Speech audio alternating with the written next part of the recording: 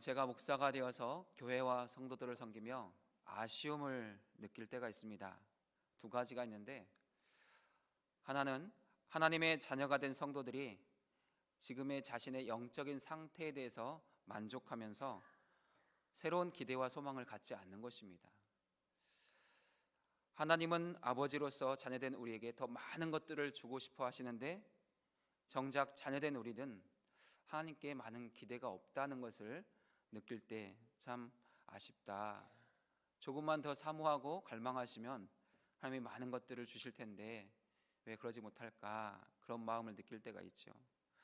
또 하나는 그런 성도들을 볼 때 큰 능력으로 이끌어주지 못하는 제 자신을 볼 때입니다. 저렇게 어떤 기대와 소망이 없을 때 하나님의 살아계심의 증거를 탁 보여주면 깜짝 놀라서 더 하나님을 사모하고 기대하게 만들 수도 있을 텐데, 어떤 더 그분의 마음에 정확하게 맞는 말씀을 그 시간 생각나서 탁 전해서 그분을 감동시키면 좋을 텐데, 그런 마음을 느낄 때가 있습니다. 하나님은 능력이 많으신 분이시고 우리는 하나님의 자녀가 되었는데 왜 우리에게는 하나님에 대한 기대와 소망이 적고 여전히 무능하고 직면한 현실 앞에서 두려워하고 낙심하며 살아가게 되는 것일까요? 그러면 우리는 하나님이 하실 일들에 대한 기대와 소망이 없을 때, 그리고 나 자신의 부족함과 무능함을 느낄 때 어떻게 하면 좋을까요? 그런 우리에게 하나님이 붙잡고 나갈 수 있도록 주시는 소망의 말씀은 무엇일까요? 오늘 우리가 함께 읽은 말씀은 새로운 기대와 소망이 없는 우리의 믿음을 새롭게 하는 말씀입니다. 그리고 우리 자신의 그 능력 없음에 대해서 낙심하고 절망할 때 붙잡고 의지할 소망의 말씀입니다. 본문 말씀은 예수님께서 십자가 사건을 앞에 두고 계시지만 부활하고 승천하신 후에 예수님을 구원의 주님으로, 그리스도로 믿게 될 교회와 성도들이 받게 될 그 약속 주시는 특권과 권세에 관한 말씀입니다. 특별히 예수님은 12절에서 믿는 자들이 받아 누리게 될 두 가지 특권에 대해서 말씀하시면서 새로운 기대를 갖게 하시고 주님이 주실 능력과 권세에 대한 소망을 품게 하십니다. 예수님을 구주로 믿는 자들에게 주시는 두 가지 특권이 12절에 있는데요, 우리 12절을 같이 읽어보겠습니다. 내가 진실로 진실로 너희에게 이르노니 나를 믿는 자는 내가 하는 일을 그도 할 것이요 또한 그보다 큰 일도 하리니 이는 내가 아버지께로 감이라. 아멘. 예수님이 믿는 자들에게 주시는 첫 번째 특권이 있습니다. 그것은 내가 하는 일을 그도 할 것이요입니다. 예수님은 자기를 구주로 믿는 자들에게 내가 하는 일을 너도 할 것이다 라고 말씀하십니다. 예수님은 이 땅에서 참 많은 일을 하셨습니다. 예수님이 어떤 일을 하셨습니까? 하나님의 나라, 천국 복음을 전하고 가르치셨습니다. 많은 병자들을 치료하시고 회복하셨습니다. 더러운 귀신 들린 자들을 깨끗하게 하셨습니다. 세리와 죄인들의 친구가 되어주셨습니다. 주님 이렇게 많은 일들을 행하셨고 구원 사역을 이루셨습니다. 그리고 승천하시기 전에 마가복음 16장 17절과 18절에서 믿는 자들이 행하게 될 능력과 권세에 대해서도 말씀하셨습니다. 우리 마가복음 16장 17절과 18절 같이 읽겠습니다. 믿는 자들에게는 이런 표적이 따르리니 곧 그들이 내 이름으로 귀신을 쫓아내며 새 방언을 말하며 뱀을 집어올리며 무슨 독을 마실지라도 해를 받지 아니하며 병든 사람에게 손을 얹은즉 나으리라 하시더라.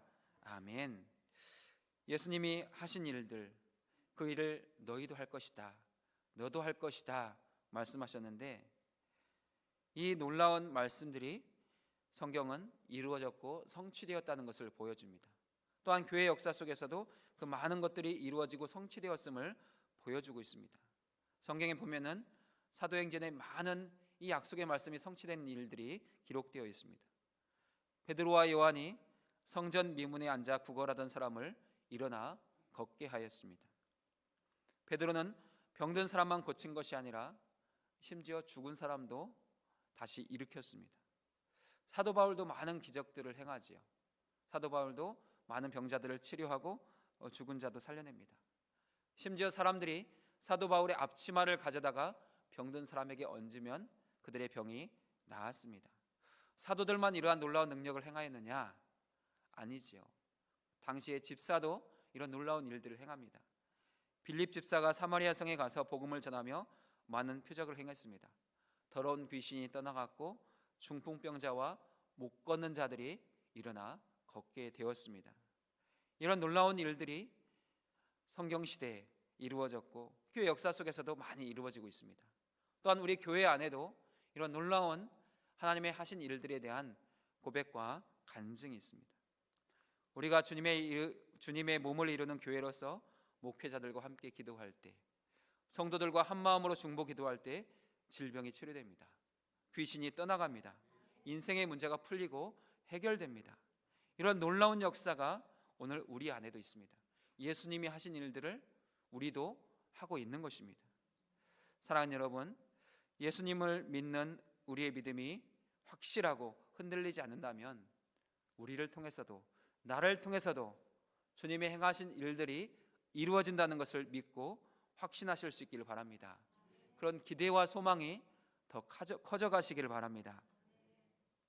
12절에 예수님이 믿는 자들에게 주신 또 하나의 특권이 있습니다.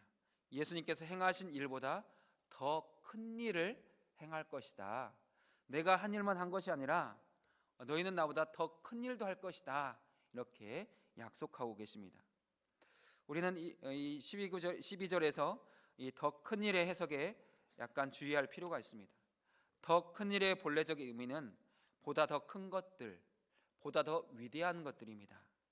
그런데 이것을 우리에게 적용할 때는 질적으로 적용하는 것이 아니라 양적으로 적용하는 것이 더 안전하다. 이렇게 성경학자들이 이야기하고 있습니다. 우리가 아무리 큰 일을 한다고 하더라도 예수님이 행하신 기적보다는 더 질적으로는 깊이 행할 수는 없습니다.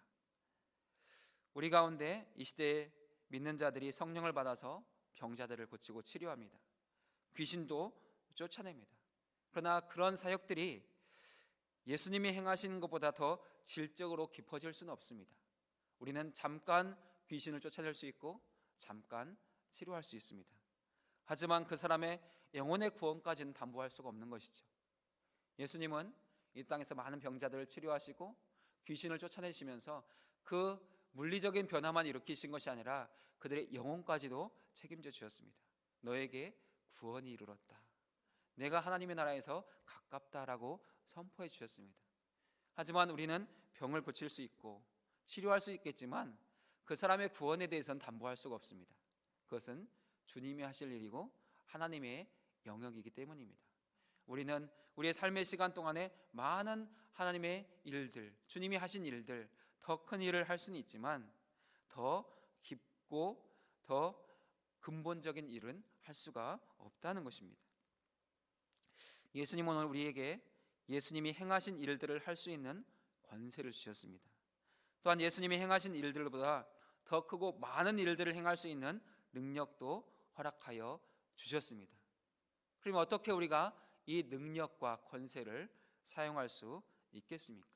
어떻게 하면 내 손을 통해서도, 나의 기도를 통해서도, 내 입술의 선포를 통해서도 이런 놀라운 일들이 일어날 수 있겠습니까? 우리 첫 번째 메시지를 같이 읽어보겠습니다. 우리는 믿는 자로서 예수님의 이름으로 기도할 때에 기도 응답에 대한 확신을 갖고 기도해야 합니다. 아멘. 예수님은 우리가 기도한 모든 것에 반드시 응답해 주시는 응답의 주님이십니다. 우리 13절을 읽어보겠습니다. 너희가 내 이름으로 무엇을 구하든지 내가 행하리니 이는 아버지로 하여금 아들로 말미암아 영광을 받으시게 하려 함이라. 아멘. 우리는 이 말씀 속에서 기도 응답을 약속하고 계시는 예수님이 우리를 얼마나 사랑하고 계신지를 확인할 수 있습니다. 우리가 예수님의 이름으로 많은 것들을 기도하게 되는데 예수님은 우리의 기도에 대해서 어떠한 제한이나 범위를 정해두지 않으셨다는 것입니다. 예수님은 너희가 내 이름으로 무엇을 구하든지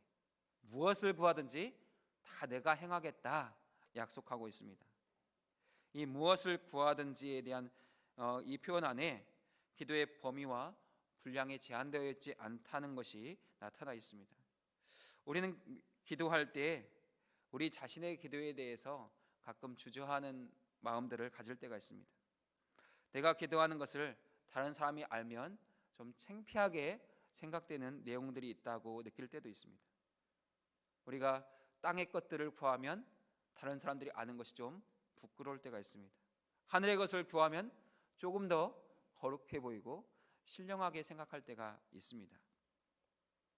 물론 예수님은 우리가 무엇을 먹을까, 무엇을 마실까, 무엇을 입을까 걱정하지 마라, 그런 거 구하기보다는 하나님의 나라와 의를 구해라, 그렇게 말씀하십니다.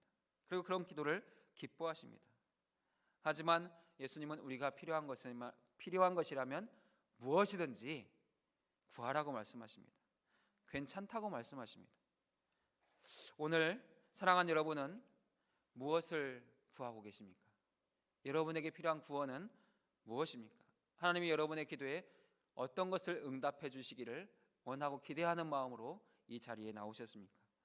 예수님은 무엇이든지 내 이름으로 구하라고 말씀하십니다. 내 이름으로 구하는 것은 무엇이든지 다 이루신다, 성취하신다 약속하고 계십니다. 이 새벽 예수님의 이름을 의지해서 무엇이든지 구할 수 있는 여러분 되실 수 있기를 바랍니다. 여러분이 가지고 있는 기도의 제목, 그 어떤 것도 부끄러운 것이 없습니다. 창피할 것이 없습니다. 자녀된 우리가 아버지 앞에 나가서 구하는데 무엇이 부끄럽고 무엇이 창피하겠습니까? 자녀된 우리가 구할 때 아버지는 그 모든 것들을 다 이루시고 성취해 주실 것입니다. 그러면 예수님은 왜 우리가 기도하는 것이면 무엇이든지 다 이루어지고 싶다고 말씀하시는 것일까요? 그 이유는 하나님 아버지로 하여금 아들로 말미암아 영광을 받으시게 하기 위해서다 말씀합니다.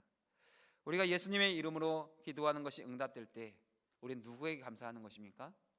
아버지께 감사합니다.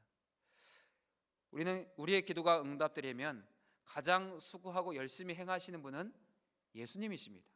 그러니까 예수님 감사합니다, 예수님 고맙습니다 해야 되는데 우리는 그 기도가 응답되면 아버지께 감사합니다. 사실 예수님을 향한 감사는 항상 기본에 전제되어 있는 거죠. 예수님께는 당연히 감사한 것이고 그 감사의 최종 대상은 우리는 아버지로 정하고 있습니다. 아버지 감사합니다, 아버지 찬양합니다, 그런 고백으로 나가죠. 근데 예수님은 자신이 그렇게 일하셨지만, 주님이 우리의 그 응답을 위해서 행하셨지만 예수님께 영광이 돌아가는 것보다 아버지 하나님께 영광이 돌아가는 것이 더 나는 기쁘다라고 말씀하십니다. 왜냐하면 예수님은 이 일을 위해서 이 땅에 오셨고 지금도 우리의 기도에 응답하시는 중보자이시기 때문입니다.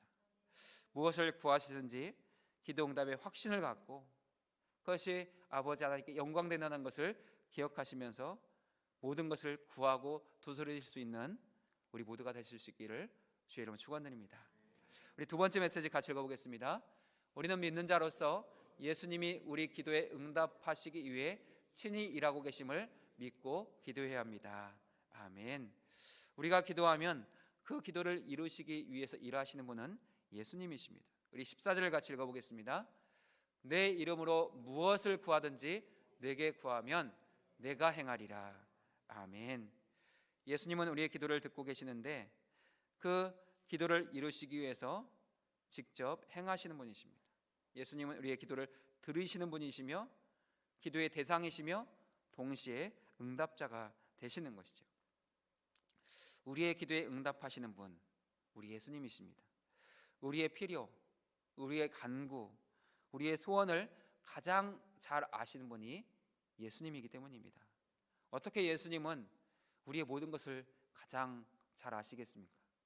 예수님은 우리와 함께 하시는 분이시고 우리 안에 계시는 분이시고 우리로 주님 안에 거하게 하시는 분이시기 때문입니다. 주님은 우리와 마음과 마음이 하나 되게 하시는 분이십니다.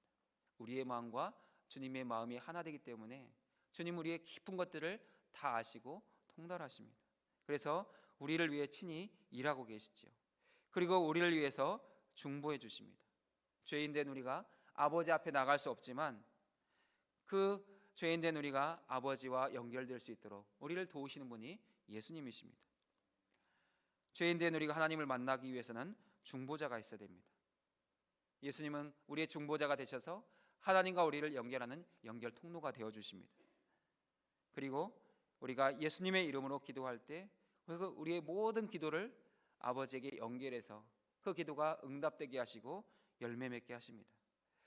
우리는 예수님의 이름으로 하나님과 만날 수 있고 하나님과 교제할 수 있고 또한 많은 기도의 응답을 받을 수 있습니다. 예수님은 지금도 우리의 중보자가 되셔서 우리 우편에서 내 편이 되어주시고 또한 우리 모두의 도움이 되어주고 계십니다. 예수님의 이름을 더 많이 더 자주 사용하시면서 더 많은 기도의 응답을 받아 누리는 우리 모두가 될 수 있기를 주의 이름으로 축원드립니다. 우리 마지막으로 세 번째 메시지 같이 읽어보겠습니다. 우리는 믿는 자로서 기도할 때 성령과 능력의 기름 부으심을 사모하며 기도해야 합니다. 아멘. 우리 16절과 17절도 같이 읽어보겠습니다. 내가 아버지께 구하겠으니 그가 또 다른 보혜사를 너희에게 주사 영원토록 너희와 함께 있게 하리니 그는 진리의 영이라.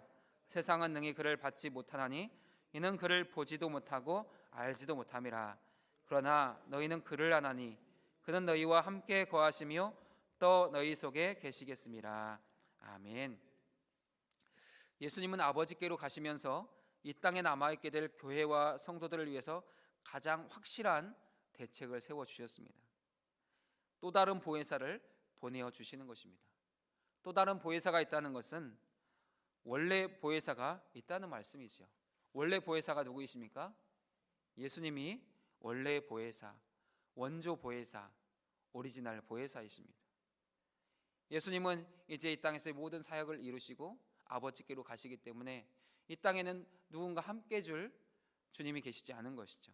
그래서 예수님은 영원토록 교회와 성도들을 도와줄 수 있는 또 다른 보혜사를 보내어 주시는 것입니다. 예수님은 아버지께 부탁하여 또 다른 보혜사를 주시겠다고 약속하셨고 그 약속의 말씀대로 또 다른 보혜사가 우리 가운데 오셨습니다. 예수님이 말씀하신 그 보혜사가 성령 하나님이신 거죠.